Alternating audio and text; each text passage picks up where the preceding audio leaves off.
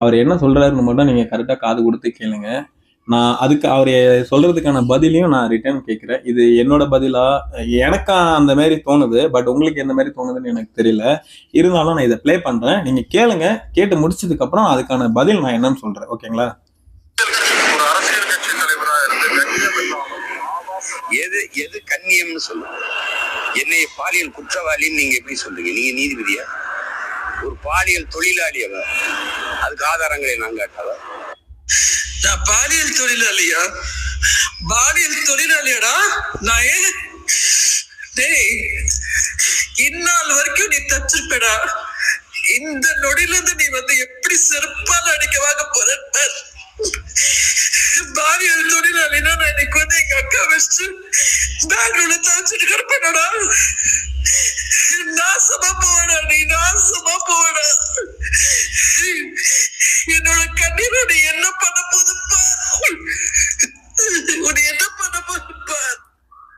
எந்த பாலியல் தொழிலாளி இந்த அளவுக்கு மனசு விட்டு அழுவாங்கன்னு எனக்கு தெரியல. மனசு விட்டு அழுவாங்கன்னா ஐ மீன் கஷ்டப்பட்டு அவங்க எவ்வளவு கஷ்டத்துல இருந்தா அவங்களோட கண்ணீர்லயே உங்களுக்கு தெரியும். அதுல உண்மை இருக்கா பொய் இருக்கான்னு. என்னோட கேள்வி ஒண்ணுதான். நான் அதை பத்தி கூட பேச வரல.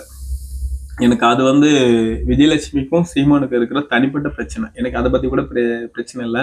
அவர் பொது தளத்துல ஒரு பேட்டியில அவ்வளவு பேருக்கு முன்னாடி ஒரு பொது இடத்துல இந்த மாதிரி அந்த விஜயலட்சுமி அவங்கள பாலியல் தொழிலாளி அப்படின்னு சொல்லியிருக்காரு. என்னோட கேள்வி அந்த இடத்துல ஒண்ணுதான். அந்த பேட்டி கேட்கும்போது அதுல எத்தனை பேருக்கு அந்த பேட்டி கேட்கிறவங்க மீடியாவில் இருக்கிறவங்களுக்கோ இல்ல அங்க இருந்த ஆண்மகன் யாருக்காவது இந்த மாதிரி தோணுச்சான்னு எனக்கு தெரியல. இல்ல அவர்கள் தான் ஆண்மகனான்னு எனக்கு தெரியல. என்ன காரணம்னா, ஒரு பாலியல் தொழிலாளின்னு நீ சொல்ற, அந்த பாலியல் தொழிலாளிக்கு 11 வாட்டி கருக்கலைப்பு பண்ண ஆதாரத்தை கோர்ட்ல சப்மிட் பண்ணியிருக்காங்க.